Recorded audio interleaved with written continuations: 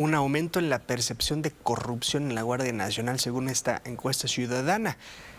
Para hablar de lo que implica en materia de derechos humanos, que la Guardia Nacional pase a formar parte de la Sedena, le agradezco la comunicación a Eduardo Guerrero Lomelí. Él es abogado del área internacional del Centro de Derechos Humanos Miguel Agustín Pro Juárez. Abogado, gracias por su tiempo. Buenas noches. ¿Qué tal, Juan Pablo? Buenas noches a ti y a toda la audiencia. ¿Qué decir, abogado, sobre lo que se acaba de aprobar hoy? La Guardia Nacional pasa a la Sedena, adquiere otras tantas facultades. Entre las facultades, un fuero militar que no tenían los elementos de la Guardia Nacional, que creo ha sido una de las preocupaciones y de los señalamientos más constantes sobre esto, abogado. Sí, Juan Pablo, pues es totalmente preocupante y es muy lamentable que ya haya avanzado esta reforma, que previsiblemente sabíamos que se iba a aprobar. Ahora en lo general vendrá la discusión en lo particular y pasará al Senado, pero era previsible por ser una política que este gobierno y los anteriores habían venido impulsando con mucha fuerza.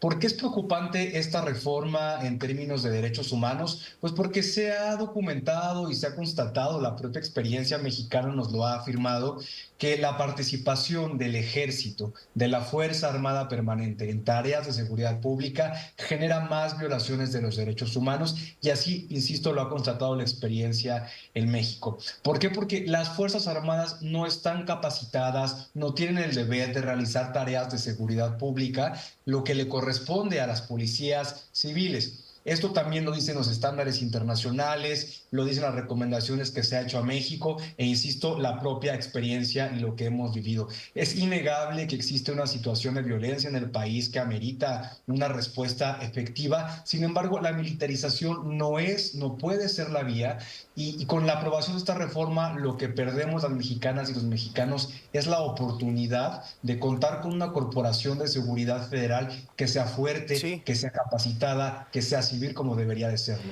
¿Qué antecedentes?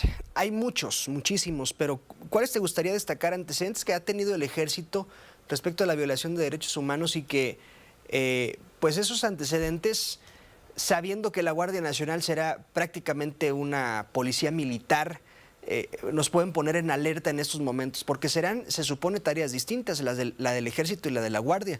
La de la Guardia se supone es una tarea de proximidad, una tarea de vigilancia, de prevención del delito.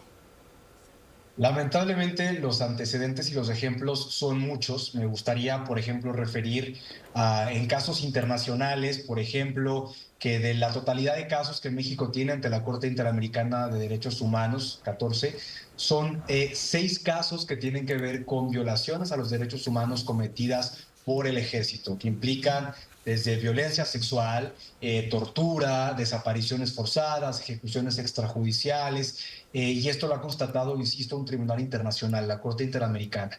Sin irnos más lejos, la experiencia nos ha demostrado en el caso de Nuevo Laredo, por ejemplo, cómo el ejército ha hecho un uso excesivo de la fuerza, derivando en el homicidio de personas civiles, en lesiones. Es decir, se ha demostrado que la ruta de la militarización no puede ser la vía porque las Fuerzas Armadas no están capacitadas para hacer tareas policiales. Presentábamos un informe del INEGI hace unos minutos, seguramente lo escuchaste, abogado, que hablaba sobre un aumento en la percepción de la corrupción al interior de la Guardia Nacional. Me parece un dato particular porque creo, y también es percepción como la del INEGI, que los ciudadanos no diferencian en la calle a la guardia del Ejército, es decir, parecieran ser uno mismo y se refieren específicamente a una situación de corrupción al interior de la Guardia Nacional. ¿Por dónde crees que vaya este asunto, abogado?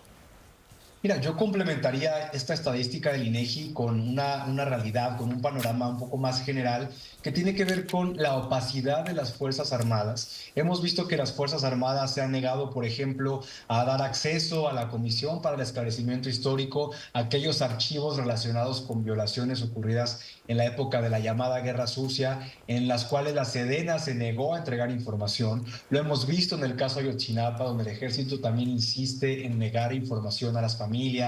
Es decir, estamos en un contexto en el que las Fuerzas Armadas son opacas, no rinden cuentas, y en ese escenario tenemos que no existen controles civiles y esta reforma tampoco los prevé. ¿Esto qué significa? Que nos quedaremos como ciudadanas y ciudadanos sin un contrapeso real y sin controles que puedan hacer que las Fuerzas Armadas rindan cuentas frente a eventuales vulneraciones, afectaciones a nuestros derechos. Y sobre todo cuando ya gozan de un fuero militar, donde cuando se les arresta, si cometen una falta, pues no es en una cárcel civil, sino en una cárcel militar. Y hay muchísimos casos conocidos que al paso de las semanas o de los meses son absueltos y simple y sencillamente son enviados a otra parte de la República Mexicana y se acabó la historia. Sí, sobre este tema del fuero militar, lo que la reforma pretende es que ahora todas las personas que integran la Guardia Nacional puedan someterse al fuero militar. Esto quiere decir que tribunales militares Sí. juzguen a los integrantes de la Guardia Nacional, pero es importante precisar que ya existe actualmente una restricción para que las violaciones a los derechos humanos, los delitos que cometan miembros del Ejército, y en este caso de la Guardia Nacional, que sean cometidos en contra de personas civiles deben ser juzgados por tribunales civiles. Lo que preocupa de esta reforma en torno al fuero militar es que la va a ampliar para que entonces ahora los integrantes de la Guardia Nacional puedan ser juzgados frente a faltas militares, a la disciplina militar que cometan los integrantes de la Guardia Nacional, lo que implica sin duda una ampliación porque ahora la Marina, la Fuerza Aérea, Sí. el Ejército y ahora la Guardia Nacional pueden ser sometidos a esta jurisdicción militar con esta acotación de que no cuando intervienen o no cuando se vulneran derechos humanos de personas en lo civil. Abogado Eduardo Guerrero Lomelí, gracias por tu tiempo. Buenas noches. Buenas noches, muchas gracias. Gracias, abogado.